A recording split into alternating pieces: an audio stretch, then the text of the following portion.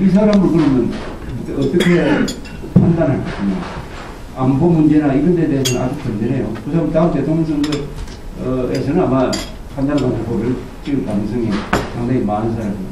그러나 지방선거에서의 투표 성향은 다르다. 안보나 이런 것보다는 일단 현직 대통령에 대한 불만을 다 거기에 보태가지고 찍어버린다. 그래서 앞으로 이 중간평가의 지방선거에서는 여당이 이기기가 매우 어려울 것입니다. 그걸 전제로 한다면은, 전제로 하더라도 또 한나라당이 반성할 거는 많죠. 특히 1번 무조건 찍는다. 1번 기호만 받으면은 10% 내지 20%의 자동적인 프리미엄이 있다. 이런 환상이 하나 있었어요.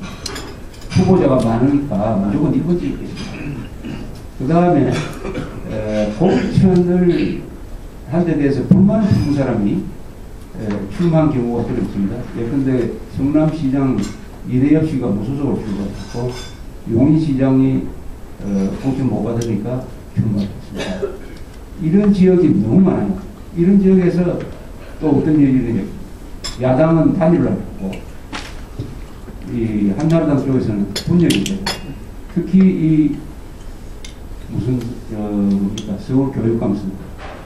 그래서 한나라당이 분열, 공천을 잘못한 거죠. 그리고 공천을 잘못해가지고 분열되고 야권은 통합이 되는 그 효과가 또 엄청났다. 정말로 이 보수층에서 졌다고 우리가 변명의 여지가 없는 것은 서울교육감 선거입니다.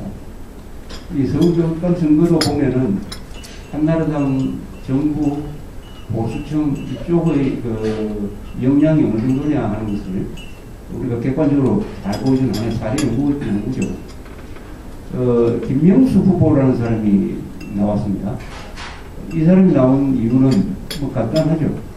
이명박 대통령이 작년입니까? 덕성 예술을 방문을 해가지고 방과 후에 학력별 수업을 잘한다.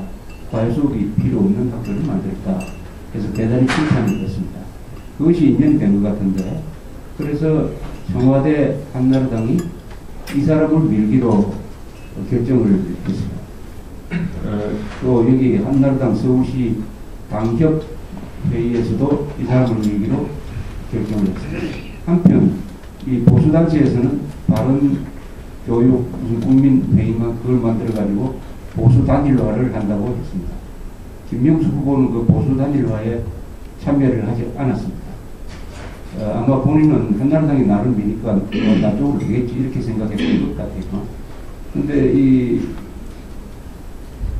보수 단일화에서 뽑힌 사람이 이원이라는 전 교총회장이었어요. 여기서부터 이제 문제가 생겼습니다. 단일화가 안 됐어요. 그런데 이원이라는 사람은 단일화 되자마자 또 간판은 중도 보수 단일 대표다 이렇게 간판을 썼습니다. 중도라는 말을 넣었어요. 저는 중도라는 말을 넣기 때문에 졌다고 생각하는데 모르겠습니다.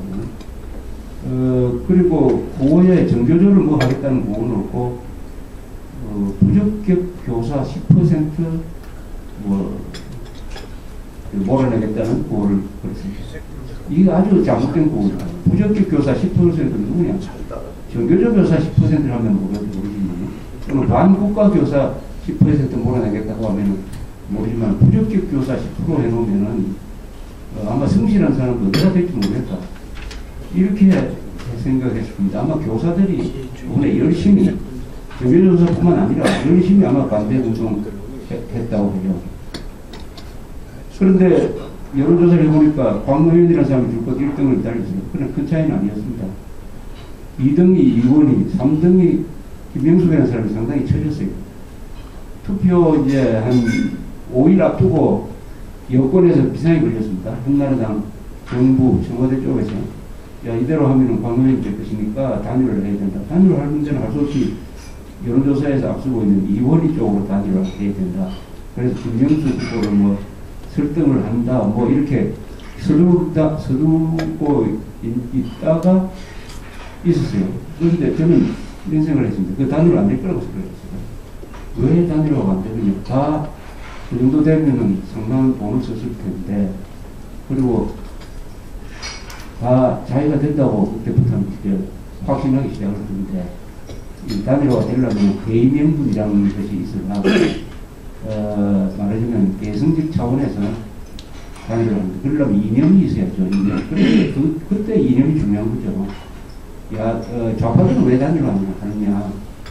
좌경적 이념이라는 나름대로 대의명분이 자기 친구들한테 있기 때문에 거기서 어떤 합의를 이끌어내는 겁니다. 그러나 이 보수에서는 이 대의명분이나 이념 무장이 안 된 사람들이기 때문에 저거 어려울 것이라는 생각을 했습니다.